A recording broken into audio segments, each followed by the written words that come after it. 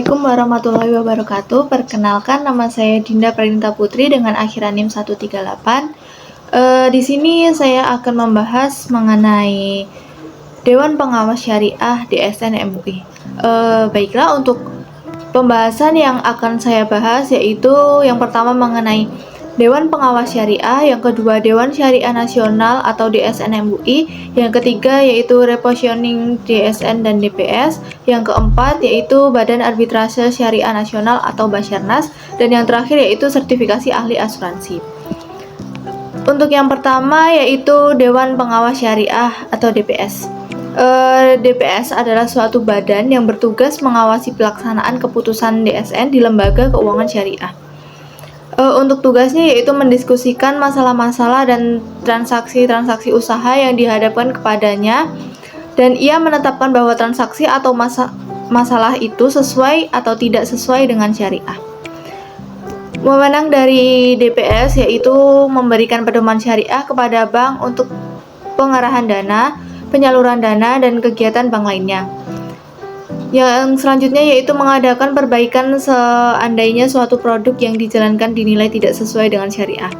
Untuk fungsi dari DPS yaitu DPS melakukan pengawasan secara periodik pada lembaga keuangan syariah yang berada di bawah pengawasannya. DPS berkewajiban mengajukan usul-usul pengembangan lembaga keuangan syariah kepada pimpinan lembaga yang bersangkutan dan kepada DSN. Selanjutnya yaitu ada repositioning DSN dan DPS. Yang pertama itu restrukturisasi. Struktur yang ada saat ini itu sudah baik, namun DSN MUI perlu penyesuaian untuk menghadapi tantangan lebih besar dalam bermitra dengan lembaga keuangan syariah. Dibutuhkan eksekutif direktur profesional dengan manajemen modern dan gaji layak. Susunan pengurus yang sudah ada itu perlu diperluas, melibatkan ormas Islam, pakar syariah, dan ulama yang belum terlibat. Badan pelaksana harian juga perlu menambah anggota dari mantan direksi lembaga keuangan syariah dan pakar syariah untuk meningkatkan komunikasi dan kerjasama. Hal ini diharapkan untuk memperkuat hubungan antara ulama, pakar, dan praktisi ekonomi syariah dalam mengembangkan ekonomi syariah sebagai solusi sistem ekonomi bangsa. Yang selanjutnya itu ada repositioning. Harapan umat terhadap DSN MUI adalah tidak hanya sebagai pembuat fatwa ekonomi syariah, tetapi juga sebagai lembaga riset yang dapat mengembangkan konsep-konsep baru dalam ekonomi syariah. Oleh karena itu, penting untuk merekrut pakar-pakar syariah dan praktisi yang mumpuni. DSN MUI diharapkan dapat berperan aktif dalam menjadikan ekonomi syariah sebagai sistem ekonomi bangsa Indonesia, membangun integritas dan independensi untuk menjaga kepercayaan umat dan instansi terkait. DSN MUI harus dapat mengawasi produk-produk lembaga keuangan syariah, memberi fatwa, dan memberikan rekomendasi mengenai Dewan Pengawas Syariah. Jika lembaga keuangan syariah menyimpan dari prinsip syariah, DSN MUI dapat memberikan teguran dan mengusulkan sanksi kepada otoritas terkait. Yang selanjutnya itu ada Badan Arbitrase Syariah Nasional atau biasa yang dikenal dengan Basyarnas. Arbitrase yang berarti penyelesaian sengketa oleh arbiter dengan putusan yang harus ditaati. Menurut pasal 1 angka 1 Undang-Undang Nomor 30 Tahun 1999, arbitrase adalah penyelesaian sengketa perdata di luar pengadilan berdasarkan perjanjian arbitrase. Arbitrase syariah muncul seiring dengan pesatnya perkembangan ekonomi Islam dan kebutuhan akan lembaga penyelesaian sengketa syariah yang cepat. MUI sebagai pelopor mendirikan Badan Arbitrase Muamalat Indonesia atau BAMUI yang bertujuan memberikan alternatif penyelesaian sengketa yang adil dan cepat, khususnya untuk sengketa muamalah dalam bisnis keuangan dan industri. Kompetensi Basyarnas yaitu Basyarnas adalah lembaga permanen yang didirikan oleh MUI untuk menyelesaikan sengketa muamalah dalam hubungan bisnis. Lembaga ini memberikan rekomendasi hukum yang mengikat terkait perjanjian, dan jika arbitrase tidak menyelesaikan sengketa, peradilan menjadi jalan terakhir. Keunggulan Basyarnas meliputi memberikan rasa percaya karena penyelesaian yang terhormat dan bertanggung jawab, melibatkan ahli di bidangnya, prosesnya cepat, dan biaya relatif murah. Para pihak menyerahkan sengketa secara sukarela kepada arbiter, dan mereka juga secara sukarela melaksanakan putusan sebagai konsekuensi dari kesepakatan yang dibuat. Proses arbitrase berfokus pada perdamaian dan musyawarah. Dasar hukum arbitrase syariah di Indonesia yaitu ada Undang-Undang Nomor 30 Tahun 1999 tentang arbitrase dan alternatif penyelesaian sengketa.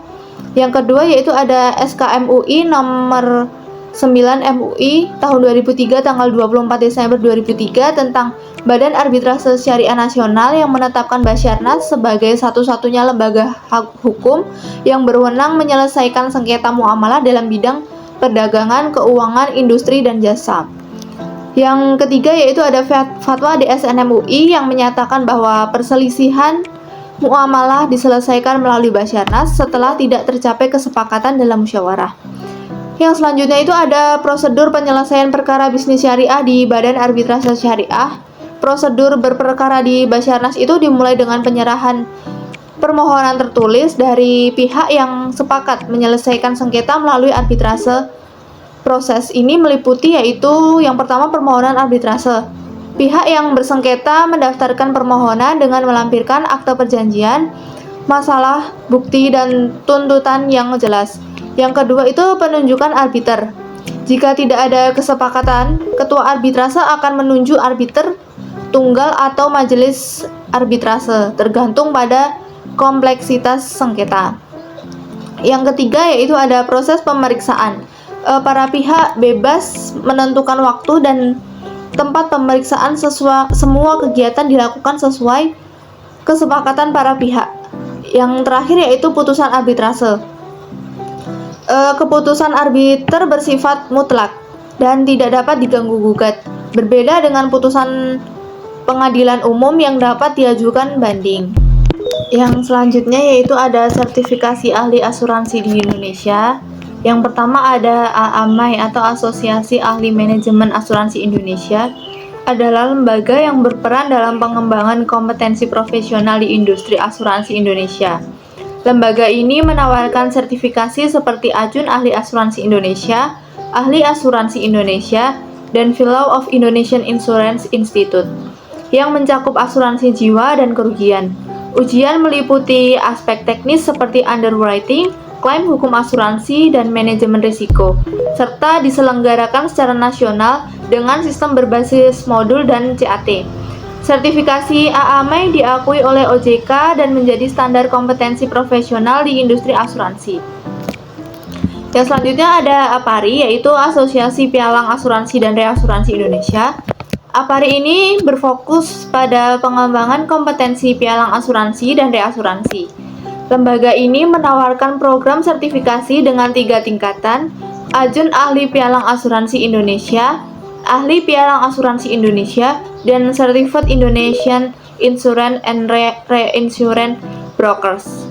Materi pelatihan mencakup dasar risiko hukum, perjanjian asuransi, fungsi pialang, serta produk asuransi umum dan jiwa. Program ini dirancang untuk melatih calon pialang agar memahami aspek teknis dan regulasi di bidang asuransi. Selanjutnya itu ada LSPA-AUI atau Lembaga Sertifikasi Profesi Asosiasi Asuransi Umum Indonesia. LSPA-AUI ini bertanggung jawab atas sertifikasi kompetensi di bidang asuransi umum untuk tenaga pemasar di Indonesia. Lembaga ini menawarkan skema sertifikasi pemasaran asuransi umum yang bertujuan untuk meningkatkan kualitas dan profesionalisme tenaga pemasar. Sertifikasi ini penting untuk memastikan bahwa tenaga pemasar memenuhi kompetensi sesuai dengan standar industri dan regulasi yang berlaku. Yang terakhir yaitu ada AASI atau Asosiasi Asuransi Syariah Indonesia. Asosiasi Asuransi Syariah Indonesia itu fokus pada pengembangan industri asuransi syariah di Indonesia dengan menyelenggarakan sertifikasi profesi untuk tenaga kerja di bidang pemasaran, underwriting, klaim, dan pengelolaan investasi syariah. Sertifikasi ini mengacu pada SKKNI dan regulasi OJK untuk memastikan profesionalisme sesuai dengan prinsip syariah. AAS ini juga menawarkan program Certified Islamic Insurance Specialist bekerja sama dengan BPPK, Depkew, dan LPKJ bertujuan untuk membekali peserta dengan pengetahuan mendalam tentang asuransi syariah dan diakui oleh regulator. Program ini mendukung kebutuhan tenaga profesional kompeten di industri asuransi syariah di Indonesia. Baik, itu tadi materi yang bisa saya sampaikan. Yang selanjutnya ada kesimpulan, yaitu materi ini membahas mengenai peran penting lembaga-lembaga pengawasan dan penyelesaian sengketa dalam sistem keuangan syariah di Indonesia, serta pengembangan profesionalisme di industri asuransi. DPS atau Dewan Pengawas Syariah bertugas memastikan bahwa aktivitas lembaga keuangan syariah sesuai dengan fatwa yang ditetapkan oleh Dewan Syariah Nasional (DSN MUI), berwenang menerbitkan fatwa tentang produk, jasa, dan aktivitas keuangan berbasis syariah, serta memiliki fungsi strategis dalam pengembangan ekonomi syariah nasional. Repositioning DSN MUI dan DPS penting dilakukan agar tidak hanya menjadi lembaga fatwa, tetapi juga lembaga riset yang adaptif, profesional, dan responsif terhadap tantangan ekonomi modern. Restrukturisasi diharapkan memperkuat peran ulama, praktisi, dan akademisi dalam pengembangan ekonomi syariah di Indonesia. Di sisi lain, Basyarnas atau Badan Arbitrase Syariah Nasional hadir sebagai solusi penyelesaian sengketa bisnis syariah di luar pengadilan yang cepat, adil, dan mengedepankan musyawarah. Proses arbitrase syariah ini didasarkan pada perjanjian para pihak serta fatwa DSN MUI dan menjadi jalur utama sebelum ditempuhnya jalur peradilan. Materi ini juga menyoroti pentingnya peningkatan kompetensi di industri asuransi melalui berbagai lembaga sertifikasi. Program sertifikasi yang mereka selenggarakan menjadi standar profesionalisme dan kompetensi yang wajib dipenuhi oleh pelaku industri asuransi, baik konvensional maupun syariah, guna mendukung pertumbuhan sektor keuangan yang sehat, profesional, dan sesuai prinsip syariah di Indonesia. Baik, itu tadi materi yang bisa saya sampaikan. Kurang lebihnya mohon maaf. Wassalamualaikum warahmatullahi wabarakatuh.